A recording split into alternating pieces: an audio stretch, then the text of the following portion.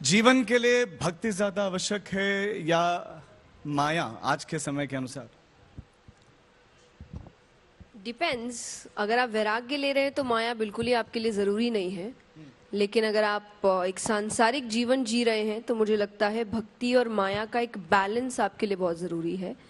वरना उसके बिना शायद भक्ति ठीक से नहीं कर पाएंगे, और अगर भक्ति नहीं हुई तो माया का इस्तेमाल ठीक से नहीं कर पाएंगे। तो ये दोनों का बैलेंस अगर बना रहेगा तो जीवन अच्छा चलेगा, अगर आप सांसारिक जीवन जी रहे तो। नहीं तो आप वैराग्य लेकर फिर आपके लिए मेरे हिसाब से माया जरूरी नहीं है, फिर पूर्ण रूप से आप भक्ति में ही रहिए तो अच्छा है। एक सवाल, जब मैं पता चला कि मैं आपके साथ सेशन करने वाला हूं तो लोग पूछ रहे थे ये सवाल जरूर आपसे पूछा जाए।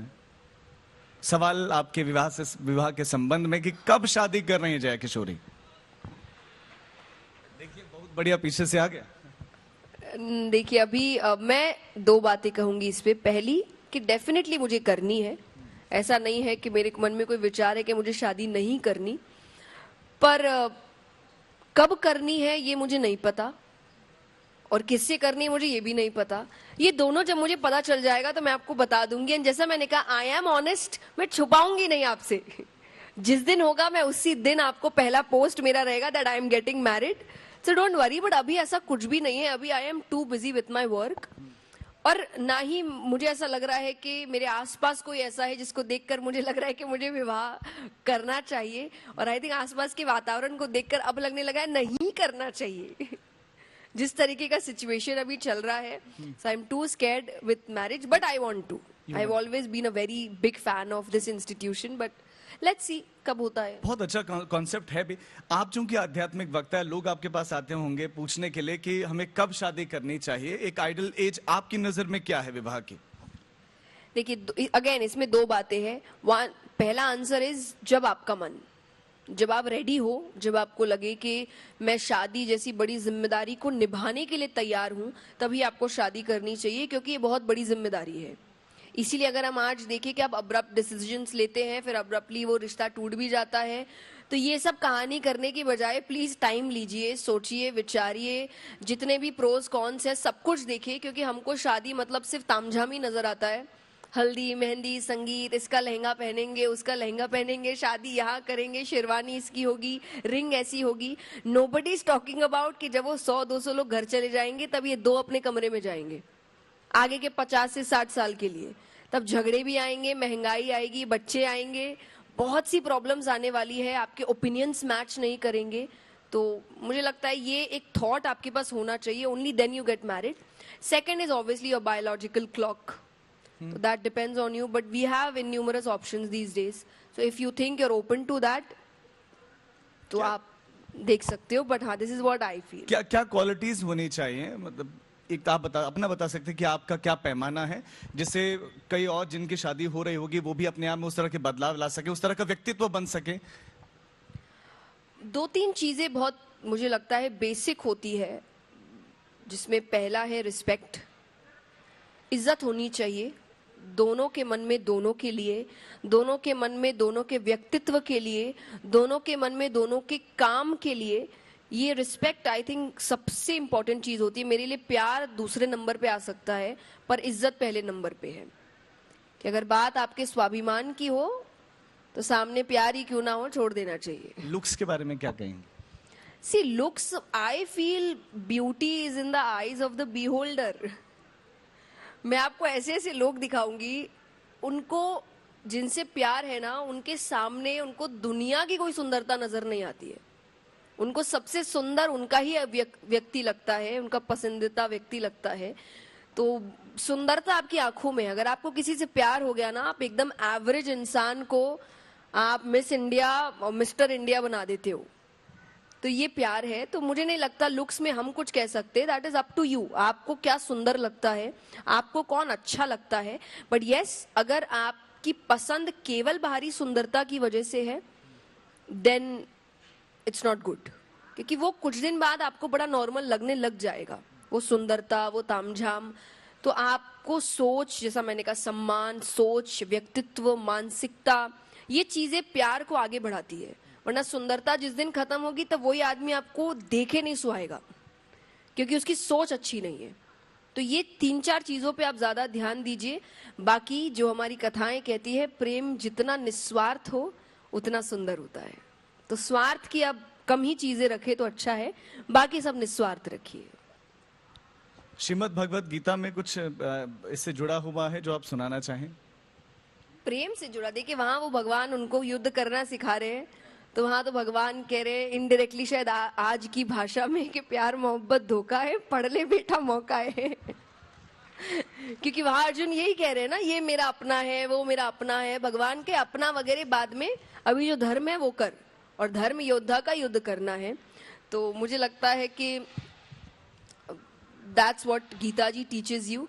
पर अगर उस वक्त, जैसे मान लीजिए आप किसी रिश्ते में है, तो गीता जी आपको यही सिखा रही है कि उस वक्त आपका धर्म जो है आपको उस पर ध्यान देना। जब आप रिश्ते में प्रवेश करते हैं, वो रिश्ता आपका धर्म बन जाता है, और आपको उस रिश्ते पे अपना पूर्ण ध्यान, पूर्ण समय, आपका दिमाग, आपकी सोच, उसको कैसे अच्छा करना है, इन सब चीजों पर आपका ध्यान होना चाहिए, तभी रिश्ता निकल सकता है। अदरवाइज अगर आप कहेंगे चलना है चल जाएगा, तो ऐसा चल जाएगा वाली चीज होती नहीं है, चलाना पड़ता है। कोई भी रिश्ता चल नहीं जाता, आपको एफर्ट्स देने पड़ेंगे और जीवन भर देने पड़ेंगे। मेरा जो सवाल है, जब आप पर बहुत तरह के जो क्रिटिसिज्म हो रहा था, तो आपने कहा कि मैं कोई साधु संत नहीं हूँ, तो क्या पहले भी सांसारिक, कहा, मैंने अभी नहीं कहा, ये बात मैं पहले से कह रही हूँ। कहती आ रही। हाँ। तो क्या आध्यात्मिक जीवन और सांसारिक जीवन साथ साथ चल सकता है? बिल्कुल चल सकता है, क्यों नहीं चल सकता है, और सब चला रहे हैं। आप मुझे कह रहे कौन से आध्यात्मिक व्यक्ति हमारे आपको आसपास दिख रहे हैं जो माया में नहीं है? मुझे आप बताइए। जो वैरागी है मैं उनके नाम बिल्कुल नहीं लूंगी, जिन्होंने बोल दिया कि वो वैरागी है। बाकी आपको कौन से आध्यात्मिक व्यक्ति दिख रहे हैं कि जो सांसारिक जीवन नहीं जी रहे, जो परिवार में नहीं रह रहे, जो घर में नहीं रह रहे, जो माया से रिलेटेड जितने भी काम है उनका इस्तेमाल नहीं कर रहे? कोई भी नहीं है। और मेरे हिसाब से अगर उन्होंने वैसा जीवन चुना है, गलत भी नहीं है, क्योंकि आज सबसे सुंदर काम तो वही कर रहे हैं। आज आप कह रहे हैं कि समाज बिगड़ रहा है, क्योंकि आपने पावर ही गलत के हाथों में दे के रखा है ना। And money is power. जब आप गलत लोगों के हाथ में पावर देंगे तो यही होना है कि समाज बिगड़ेगा, लोग बिगड़ेंगे, बच्चे बिगड़ेंगे। लेकिन जब आप एक ऐसे व्यक्ति के हाथ में पावर दे रहे हैं जो आपको अच्छा काम सिखा रहा है, जो आपको पॉजिटिव बना रहा है, जो आपको भगवान से जोड़ रहा है, तो अगर उस व्यक्ति के जीवन में आपको दिख रहा है कि वैभव है, तो आपको दिक्कत क्यों है इस बात से कि आप मुझे अच्छा करो पर आपका जीवन अच्छा नहीं होना चाहिए? ये किस तरीके की मानसिकता है? लेकिन अजय, ये कैसे संभव है कि एक तरफ हमारे देश में जो सनातनी है वो लगातार डुबकी लगा रहे हैं, और भी धर्मों के लोग रहते हैं और बहुत अपने धर्म को लेकर कट्टर हैं, और दूसरी तरफ समाज बिगड़ भी रहा है? ये कैसे संभव है कि एक तरफ आप आस्तिक भी हैं, धर्म में धर्म को मानते भी हैं, अपने धर्म का पालन करते हैं, और दूसरी तरफ समाज में ये सारी समस्याएं दिख रही हैं? नहीं, देखिए, जो डुबकी लगा रहा है वो तो कौन लगा रहा है और कौन अच्छा है मुझे तो नहीं पता। और एक बात देखिए, याद रखिए, डुबकी लगाने से आपके पाप नहीं धुल जाते। डुबकी लगाने से वही पाप धुलते हैं जो गलती से किए हुए हैं, जो अनजाने में किए हुए हैं। सोची समझी योजनाएं नहीं धुलती। जो आप सोच समझ के तकलीफ पहुंचा रहे किसी को, वो पाप गंगा मैया भी नहीं धोलेगी। वो आपको उसका कर्म की सजा तो आपको मिलेगी ही मिलेगी। तो वो बात अलग है कि कौन डुबकी लगा रहा है, उसने अपने जीवन में क्या किया और नहीं किया। बट जब समाज बिगड़ने की बात है, मैं कह रही हूँ जो आध्यात्मिक नहीं है, जो आपको सही सीख नहीं दे रहे, जो आपको गलत सीख दे रहे हैं, आज अगर आप उनको करोड़ों का मालिक बनाने को तैयार है, तो जो आपको अच्छी सीख दे रहे हैं उनके घर में धन जाए, आपको इस बात से प्रॉब्लम क्यों है? आप मुझे एक आंसर दीजिए। और जो लोग कह रहे हैं कि पैसा अच्छी चीज नहीं होता, तो आप भी मत कमाइए। आप उसके पीछे क्यों भाग रहे हैं फिर?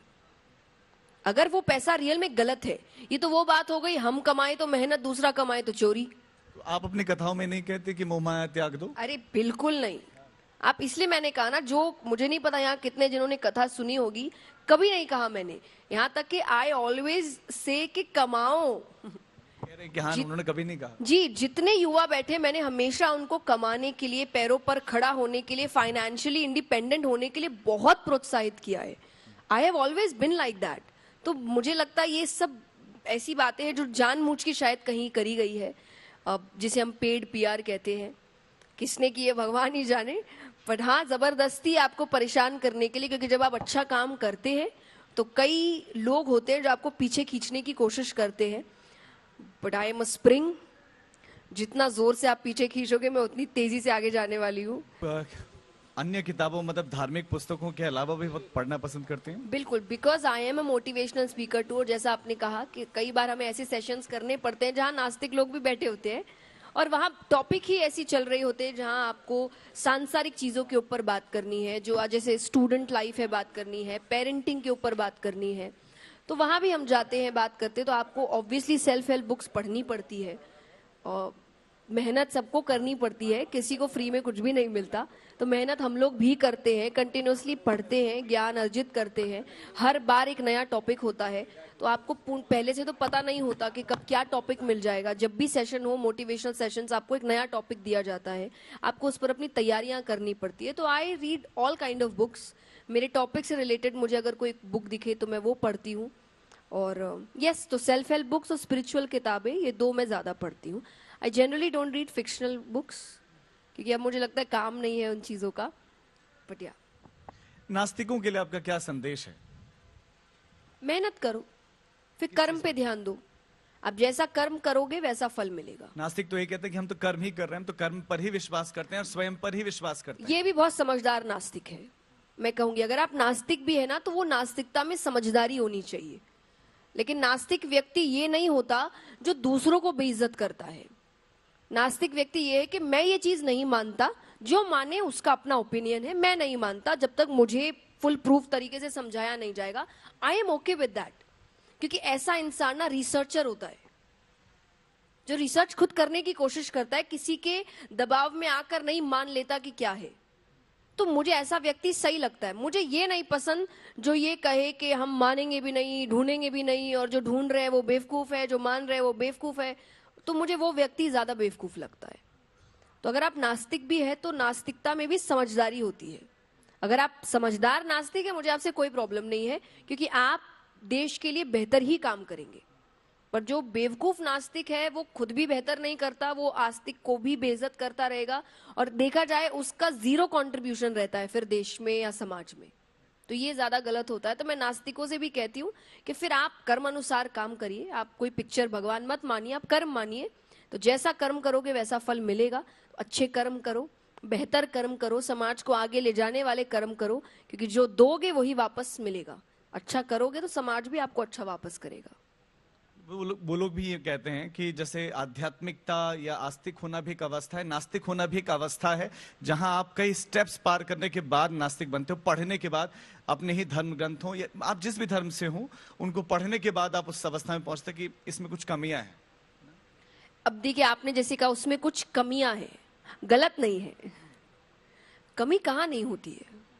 और आप एक बात समझिए, भगवान के 24 अवतार हुए। विष्णु भगवान ने 24 अवतार लिए हैं। अगर आप शास्त्रों में जाकर श्रीमद् भागवत पढ़ते हैं, 24 क्यों अलग अलग अवतार लिए गए? एक ही अवतार में सब समझा सकते थे ना। वो भगवान है, 24 अवतार लेने की क्या जरूरत है? क्योंकि टाइम के अनुसार अवतारों को बदलना पड़ेगा, उनकी सीख बदलनी पड़ेगी, उनके काम करने का तरीका बदलना पड़ेगा। तो चेंज तो आपको भगवान ही बता रहे हैं कि टाइम अनुसार बदलना पड़ता है, कुछ चेंजेस लाने पड़ते हैं। कुछ चीजें बनाई गई क्योंकि उस वक्त परिस्थितियां ऐसी थी, अब नहीं है, तो आप उस चीज को हटा सकते हो अब। तो ये समझदारी तो आपको भगवान ही सिखाते हैं। जैसा मैंने कहा, रिजिड होने से काम नहीं बनेगा।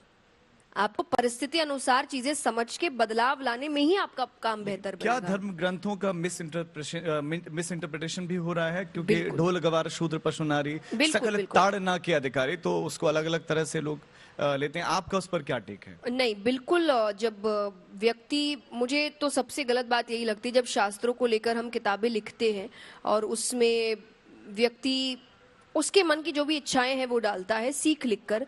मुझे लगता है सबसे पहले तो वहां ये लिखना चाहिए कि इस किताब का शास्त्र से कोई लेना देना नहीं है, ये मेरे अपने मन की सोच है।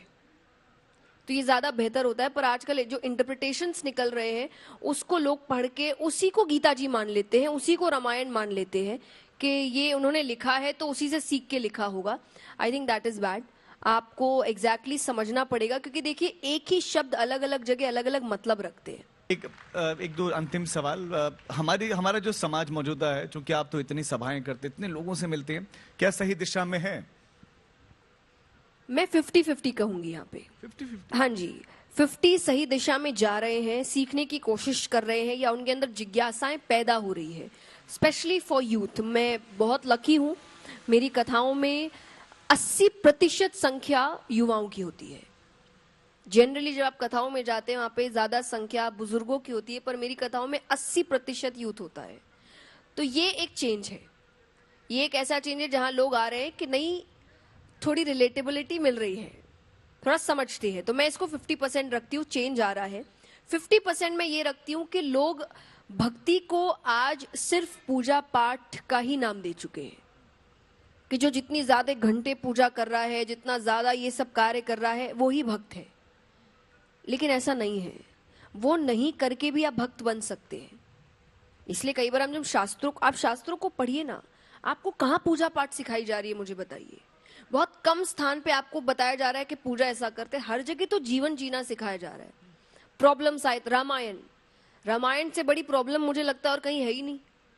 आज हमारे लाइफ में थोड़ा सा स्ट्रेस नहीं आ जाता या कोई हमें मनचाही चीज नहीं मिली, हम कितने पागल हो जाते हैं। वहां राज सिंहासन छूट गया भाई, राजा बनना कितनी बड़ी बात होती है।